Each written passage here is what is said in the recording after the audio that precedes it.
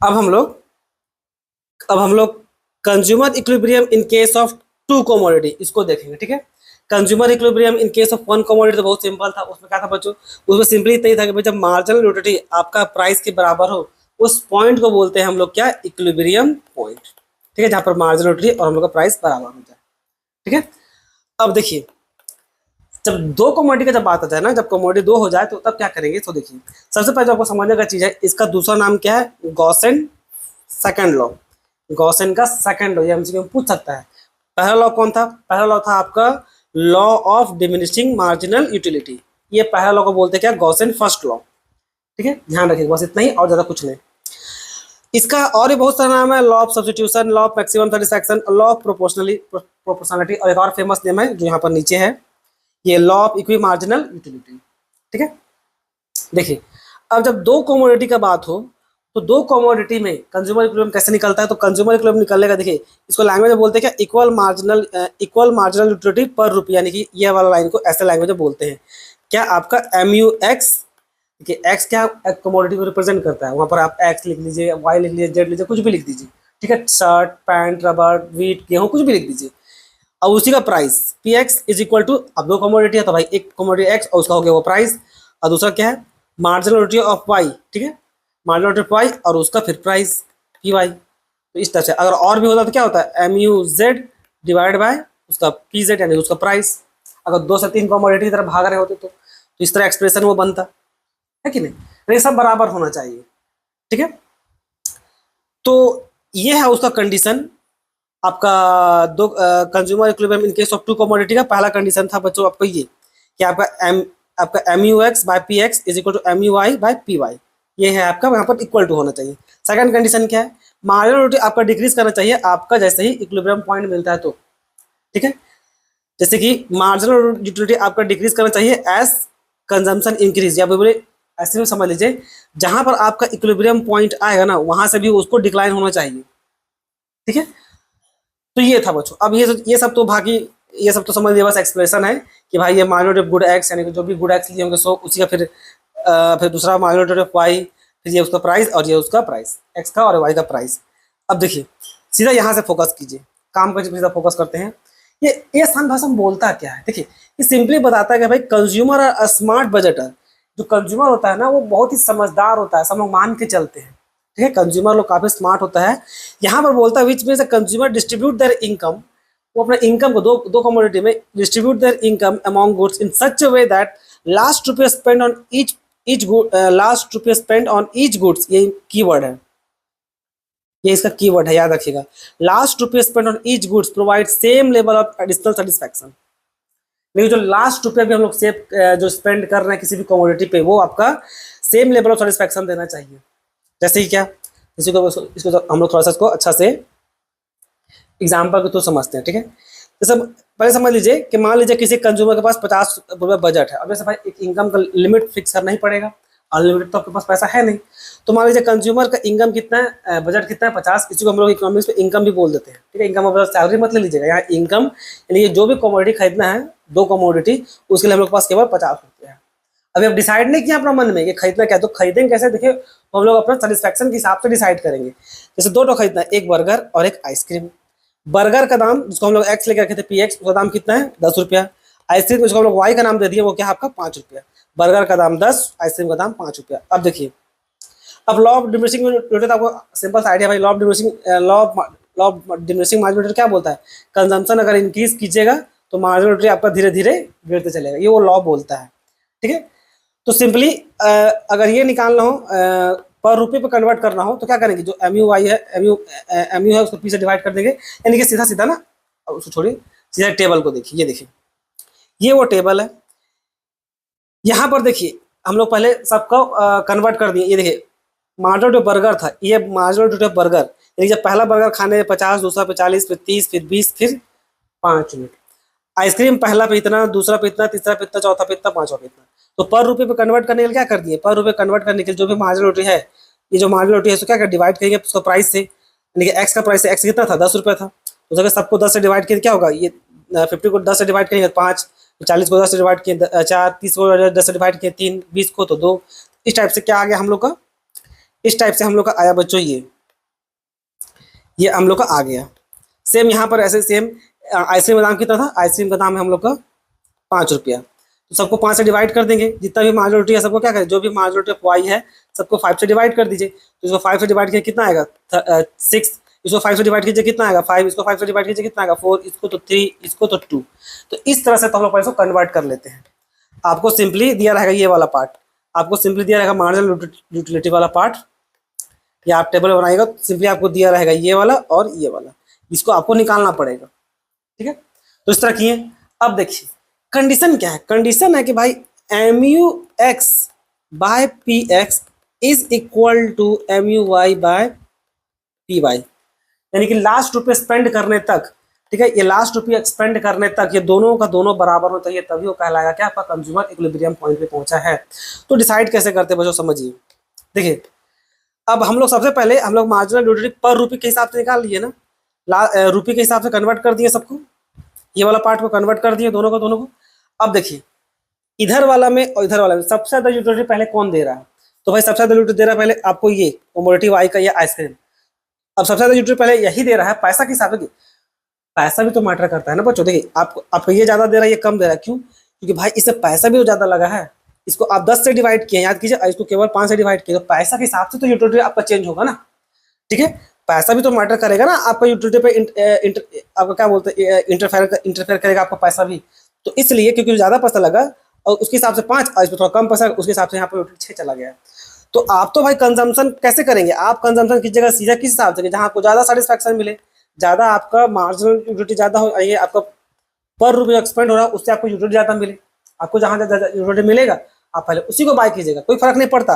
देखिए बात को समझिए, सिंपली डिसीजन इस आधार पे नहीं होता है कि भाई हमको ज्यादा बर्गर पसंद है तो हम उसको कंज्यूम कर लेते हैं आइसक्रीम से, हम ज्यादा बर्गर खाएंगे उसके बाद आइसक्रीम देखेंगे, नहीं। टू कमोडिटी, खासकर जो कार्डिनल यूटिलिटी है, जो कार्डिनल यूटिलिटी कॉन्सेप्ट है, इस बात को ध्यान से अपने आप समझाइए कि ऐसे फैसला नहीं होता है कि आपको बर्गर ज्यादा पसंद है, आपको बर्गर ज्यादा पसंद है, आपको आइसक्रीम से तो बर्गर है पूरा पैसा खर्च करते हैं, उसके बाद जो आइसक्रीम बचेगा खर्च करेंगे, नहीं। यहीं पर सबसे बड़ा इकोनॉमिक्स आप लोग ठीक से समझ नहीं पाइएगा। यहां पर बात खेल तमाशा यूटिलिटी का है बच्चों, ठीक है। तो जिसका ज्यादा यूटिलिटी होगा उसको हम लोग पहले कंज्यूम करते हैं, भले आपको बर्गर ज्यादा पसंद होगा, पर यहाँ पर देखिए यूटिलिटी ज्यादा आपको आइसक्रीम में मिल रहा है, तो पहला जो चीज खरीदिएगा वो आप बर्गर नहीं, पहले आप आइसक्रीम खरीदिएगा।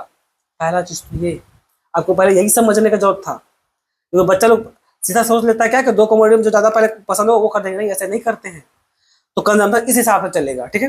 तो सबसे पहले देखिए, सबसे पहले इसको मिटा देते थोड़ा सा। देखिए यहाँ पर पहला क्या है, आपको आइसक्रीम जो सबसे ज्यादा दे रहा है यूटिल्स 6 रुपए के हिसाब से, ठीक है, और बर्गर केवल 5 दे रहा है, तो भाई हम लोग पहले आइसक्रीम खरीदेंगे, पहला परचेज हम लोग आइसक्रीम का कर देंगे। तो पहला पैसा कितना लग गया, 5 रुपया, पहला पैसा कितना लगा 5 रुपया, एक आइसक्रीम का 5 रुपया था ना, तो एक पहले पैसा खरीदे, उसको पहले खरीदे हम लोग एक आइसक्रीम को, पहले हम लोग आइसक्रीम को खरीदे, ठीक है। तो पहले जब आइसक्रीम खरीदे तो उसके बाद आपका कितना कितना पैसा बचा, 50 था ना, 50 से 5 माइनस कर दी, कितना बचा 45, ठीक। अब हम लोग सेकंड, अब देखेंगे नेक्स्ट पे, अब आ जाएंगे, देखिए 6 यूटिल्स हम लोग को मिल गया, सबसे ज्यादा यूटिल्स मिल गया। अब सेकंड पे आ जाइए, सेकंड पे आइए तो देखिए ये भी बराबर हो जाएगा और ये यहाँ पर ये भी बराबर है, अभी ये भी बर्गर नहीं खरीदे और ये भी बराबर है कि नहीं। आपका यहाँ पर भी 5 यूटिल्स मिल रहा है और आपका आइसक्रीम में भी 5, दोनों मिल रहा है। क्या करेंगे, अब दोनों को एक खरीदेंगे, एक बर्गर को और उसके बाद एक आइसक्रीम, ठीक है।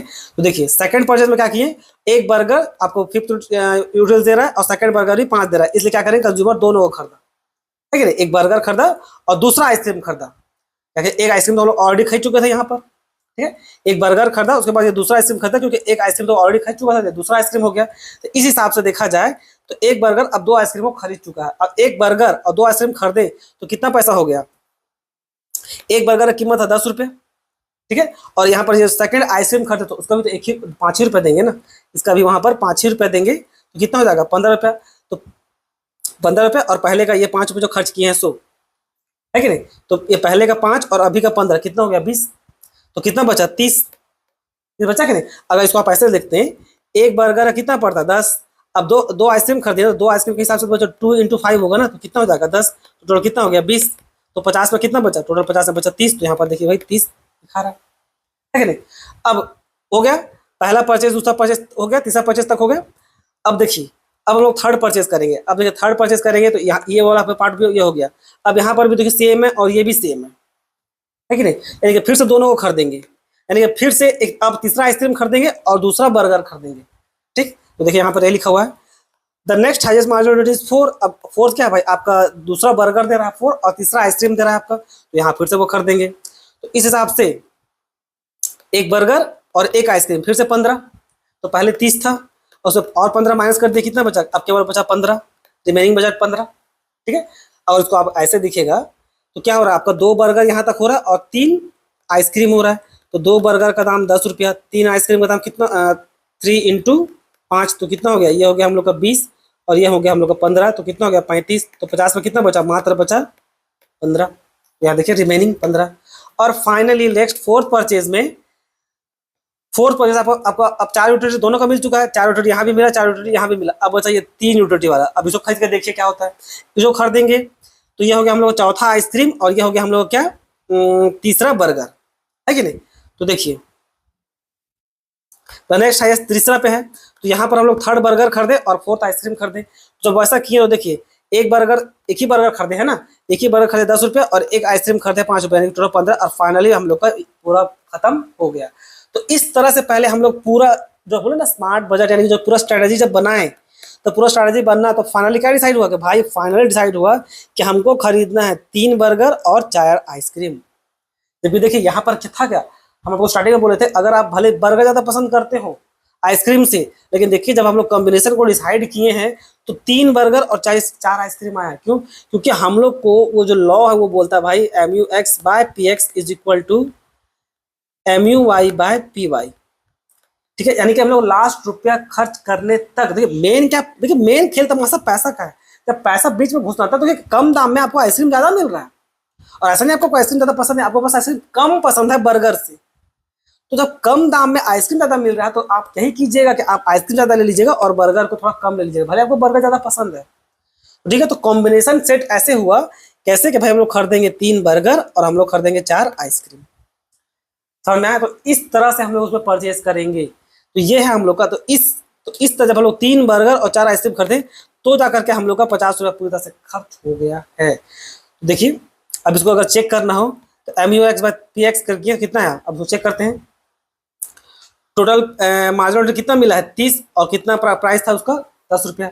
ऐसा मार्जिन कितना मिला है 15 और इस पर कितना आया, वो आपका प्राइस कितना 5 रुपया। अच्छा ये 30 कैसे आया, 15 कैसे आया, देखिए जोड़ दीजिए खाली दिख जाएगा।